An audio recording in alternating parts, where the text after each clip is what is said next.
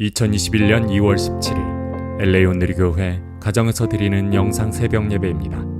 오늘 말씀은 마태복음 14장 13절에서 21절 작아도 기적은 일어납니다입니다. 이 소식을 들은 예수께서는 거기서 배를 타고 조용히 외딴 곳으로 가셨습니다. 사람들이 이 소문을 듣고 여러 마을에서 나와 걸어서 예수를 따라갔습니다. 예수께서 도착해서 보시니 많은 무리가 있었습니다. 예수께서는 그들을 불쌍히 여기시고 아픈 곳을 고쳐주셨습니다. 저녁 때가 되자 제자들이 예수께 다가와서 말했습니다. 이곳은 외딴 곳이고 날도 이미 저물었습니다. 사람들을 보내 마을로 가서 각자 음식을 사 먹게 하시지요. 예수께서 대답하셨습니다. 그들이 멀리 갈 필요 없다. 너희가 그들에게 먹을 것을 주라. 제자들이 대답했습니다. 우리가 가진 것이라고는 여기 빵 5개와 물고기 2마리뿐입니다. 예수께서 말씀하셨습니다. 그것을 내게 가져오라. 예수께서는 사람들에게 풀밭에 앉으라고 말씀하시고 빵 5개와 물고기 2마리를 들고 하늘을 우러러 감사 기도를 드리신 후 빵을 떼셨습니다. 그 후 예수께서는 그 빵 조각을 제자들에게 나눠주셨고 제자들은 사람들에게 나눠주었습니다. 모든 사람들은 배불리 먹었습니다. 제자들이 남은 빵 조각을 거두어 보니 12바구니에 가득 찼습니다. 먹은 사람은 여자와 아이들 이외에 남자만 5,000명쯤 됐습니다.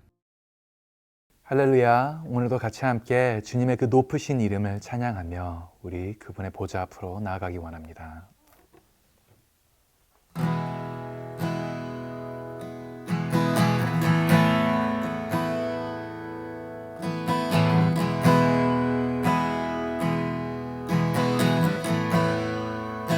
나의 모습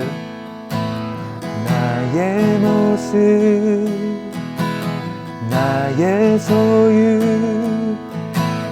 주님 앞에 모두 드립니다.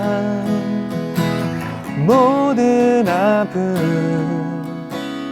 모든 기쁨 내 모든 눈물 받아주소서.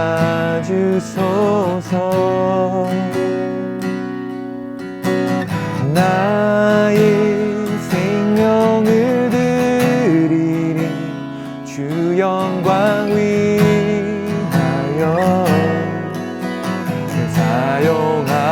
사용하옵소서.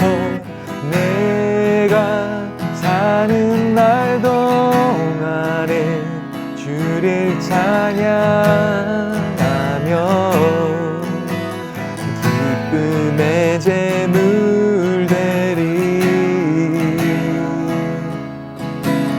나를 받아주소서.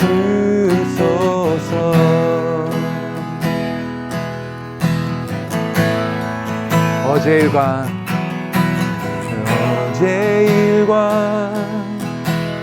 내일 일도 꿈과 희망 모두 드립니다. 모든 소망 모든 계획 내 손과 마음 받아주소서.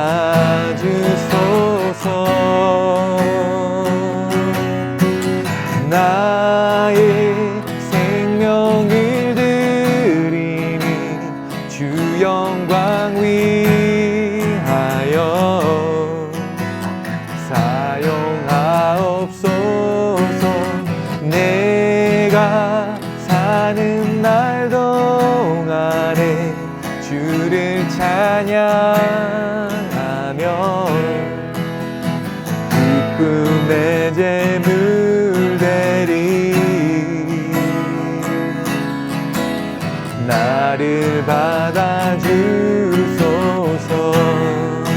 다시 고백합니다. 나의 생명을 드리니 주 영광 위하여 사용하옵소서. 내가 사는 날 동안에 주를 찬양하며 기쁨의 제물 되리. 나를 받아주소서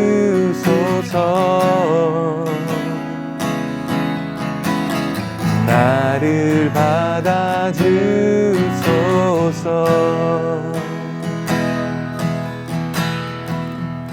아멘. 할렐루야. 2월 17일 수요일 아침입니다. 오늘도 하나님의 은혜가 물같이 우리 위에 뿌려지기를 예수님 이름으로 축복합니다. 미국의 독립선언서를 기한했고 제3대 대통령이었던 토마스 제퍼슨은 하나님을 믿는 신실한 사람이 아니었습니다. 유니테리안리즘, 자연신을 신봉하는 사람이었던 것이죠.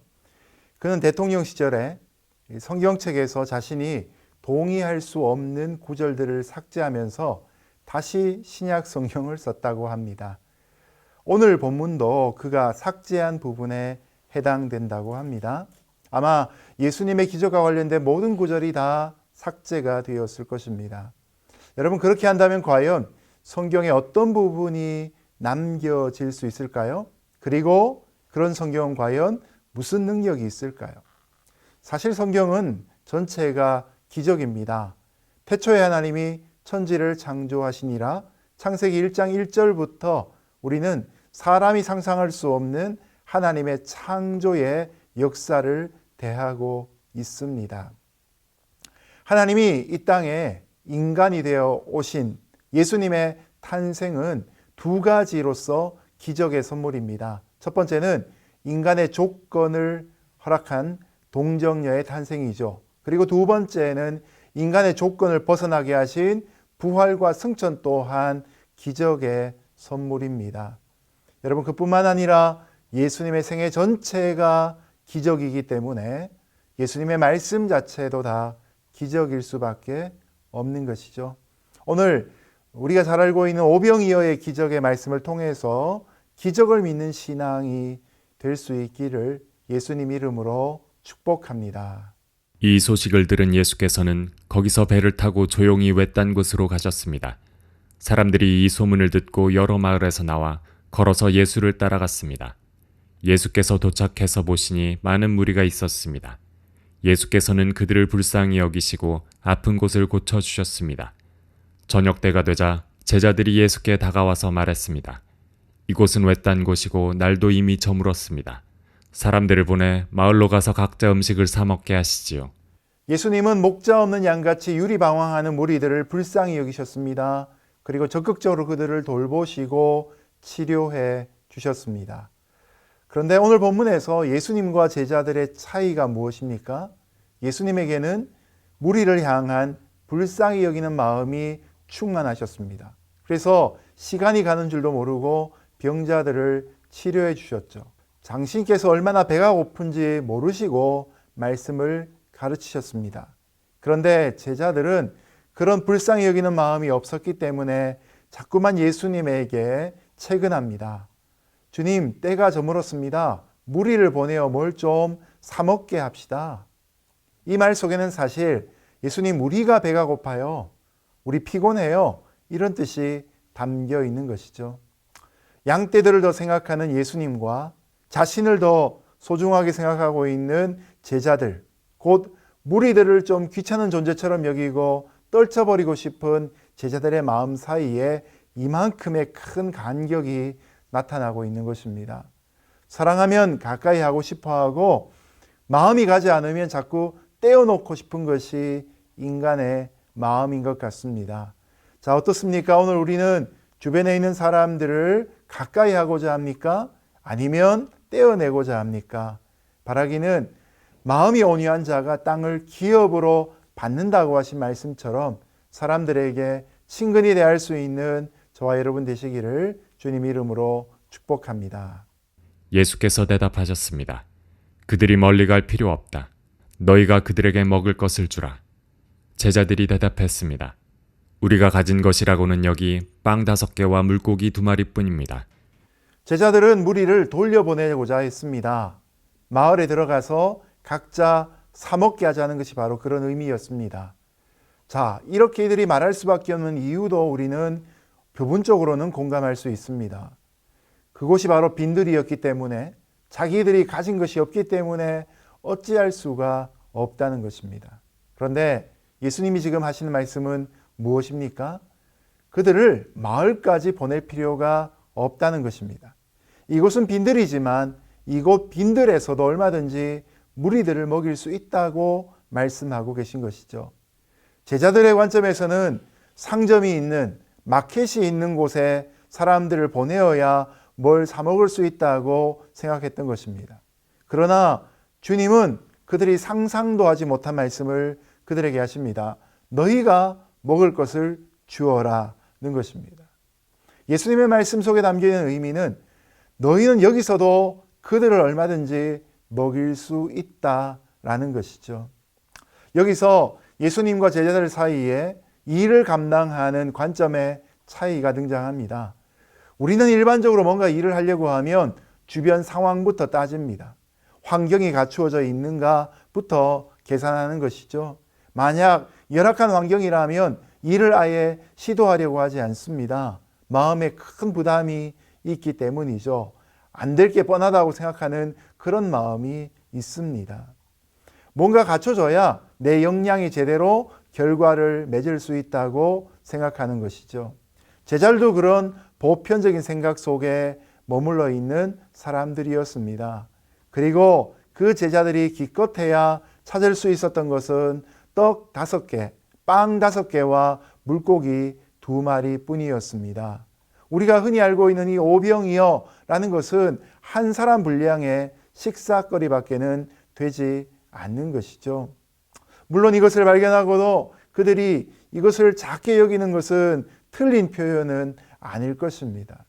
어떻게 오병이어 빵 5개와 물고기 2마리로 눈으로 볼 때 남자만 5,000명 되는 사람을 먹일 수 있겠습니까? 아무리 계산해도 답이 나오지 않는 것입니다.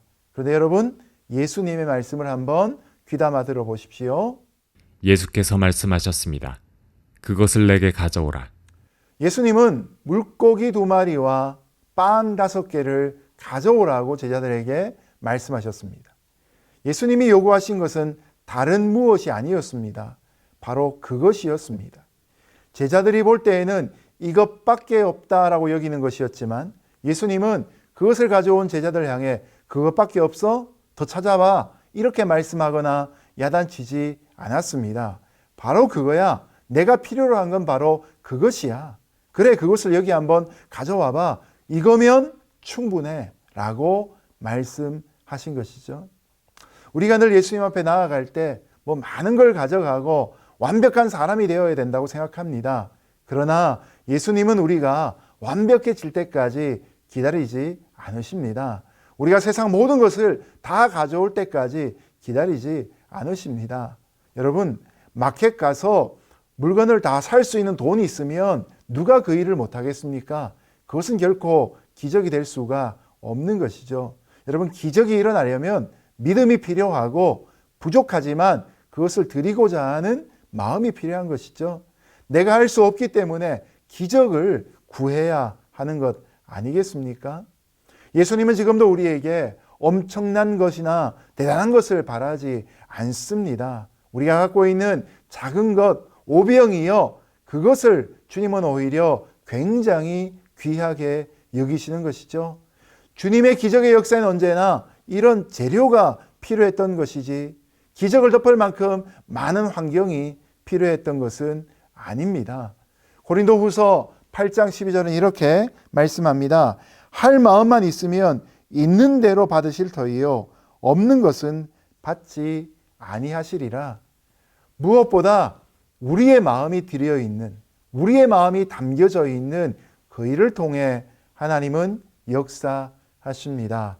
우리 헌신도 그렇고 우리가 드리는 헌금 생활도 그러하고 우리가 바치는 모든 하나님을 향한 사랑의 표현도 그러합니다. 미루지 않고 내 마음을 지금 하나님 앞에 드리는 것, 그것이 바로 하나님께서 기대하시는 것이죠. 하나님은 우리에게 없는 것을 요구하지 않으시는 분이십니다. 이런 오해를 깨고 하나님 앞에 사랑하는 마음으로, 진정의 마음으로 드리기 위해 작은 것이라도 찾고자 하는 귀한 마음이 있기를 예수님 이름으로 축복합니다. 예수께서는 사람들에게 풀밭에 앉으라고 말씀하시고 빵 5개와 물고기 2마리를 들고 하늘을 우러러 감사 기도를 드리신 후 빵을 떼셨습니다.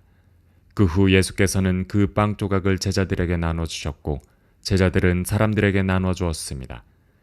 모든 사람들은 배불리 먹었습니다. 제자들이 남은 빵 조각을 거두어 보니 12바구니에 가득 찼습니다. 먹은 사람은 여자와 아이들 이외에 남자만 5,000명쯤 됐습니다. 예수님은 오병이어를 가지시고 하늘을 우러보시며 감사의 기도 곧 축사를 하셨습니다. 예수님은 제자들이 가지고 온 이 오병이어를 너무나 자랑스럽게 여기셨습니다. 하나님 아버지 앞에 자랑하며 이야기한 것이죠. 하나님 아버지, 이 제자들이 오병이어를 가지고 왔습니다. 이것이 그들의 진정한 마음입니다. 그런데 어떡하지요? 먹여야 될 사람이 남자만 5,000명입니다. 이런 마음으로 예수님이 감사의 기도를 드렸던 것이죠. 여러분, 이때 어떤 일이 벌어집니까? 남자만 5,000명이 넘는데도 그들을 다 먹이고도 남을 만큼 놀라운 역사가 일어나게 되었습니다. 이것은 주님께서 기뻐 받으시고 하나님의 놀라운 복이 그 자리에 흘러차고 넘쳤다는 것이죠. 그런데 여러분, 여기서 중요한 순간이 있습니다. 바로 이 많은 음식을 어떻게 나누는가 하는 것이죠. 예수님은 조금 전까지만 해도 작은 마음 갖고 어쩌면 무리를 귀찮게 여겼던 그 제자들도 배척하지 않으시고 이제 이 놀라운 기적의 통로로 사용하십니다. 바로 빵과 물고기를 나누어주는 역할을 제자들에게 맡기신 것이죠. 예수님께 빵 조각을 받아 사람들에게 나누어주고 또 물고기를 받아 나누어주고 한 무리 50명, 100명씩 모여있는 자리에 가서 다 나눠주고 또 돌아오면 또 주님이 새로운 먹을 것들을 주시고 아마도 그 자리를 몇 차례나 왕복했을 것입니다. 조금 전까지는 귀찮고 지루하고 배고프고 피곤하던 제자들의 마음과 몸이었는데 이렇게 뭔가를 나눠주기 시작하고 그들의 얼굴이 행복한 모습을 보니까 덩달아 제자들의 표정도 밝아지고 마음도 기쁨으로 가득 차게 된 것이지요. 여러분, 우리가 내 배가 부를 때도 참 기쁘지만 누군가에게 이렇게 도움을 줄 때 우리는 배가 고파도 더 기쁘고 더 큰 만족을 누리는 것을 경험하지 않습니까? 우리가 믿는 하나님은 무에서 유를 창조하신 전능하신 분이십니다. 이스라엘 백성들이 광야 생활을 40년 동안이나 할 때에도 매일매일마다 하늘에서 만나를 내려서 먹여주신 분이십니다. 여러분, 한두 명도 아니고 200만 명이 넘는 사람들의 매 끼니 때를 다 보장하시는 것 쉬운 일이 아니지요. 그런 하나님이시라면 왜 5,000명 먹이시는 일, 그것도 한 끼밖에 안 되는 식사 못 하시겠습니까? 능히 하실 수 있는 것입니다. 그런 의미에서 우리는 힘든 일을 만날 때에도 낙심하며 두려워할 필요가 없습니다. 내가 모든 일을 해결해야 된다고 괜히 혼자 짐을 짊어질 필요 없습니다. 여러분, 우리는 기적의 주체가 아닙니다. 내 능력과 내 지혜로 문제를 풀어간다는 생각을 하지 않았으면 좋겠습니다. 우리는 주님의 기적의 통로입니다. 우리를 써서 기적을 나눠주시는 그 자리에 우리를 일꾼으로, 동역자로 초대하신 것이죠. 거기에 바로 우리 인생의 기쁨이 있는 것입니다. 하나님이 행하시는 놀라운 기적이 지금도 필요합니다. 그렇기 때문에 우리는 그 기적의 씨앗을 우리 가운데 찾아야 할 것입니다. 그리고 예수님이 기쁜 마음으로 감사기도 하시고 그것을 나눠줄 때 또 우리의 손을 사용하시는 것을 너무나 감사하게 여겨야 할 것입니다. 오늘도 우리에게 함께 섬길 수 있는 교회를 주시고 이 교회를 통해서 하나님이 영광을 받으시는 일에 저와 여러분을 동역자로 불러주시고 그리고 하나님 나라의 한 사람이라도 더 구원받도록 우리의 언어와 우리의 물질과 우리의 시간과 우리의 땀과 무엇보다 우리의 기도를 사용하시는 하나님 앞에 이 감사의 마음을 잃어버리지 않는 저와 여러분 될 수 있기를 예수님 이름으로 축복합니다. 이제 말씀을 맺겠습니다. 믿음이라는 것은 내가 할 수 없지만 주님은 하실 수 있다는 것을 믿는 것입니다.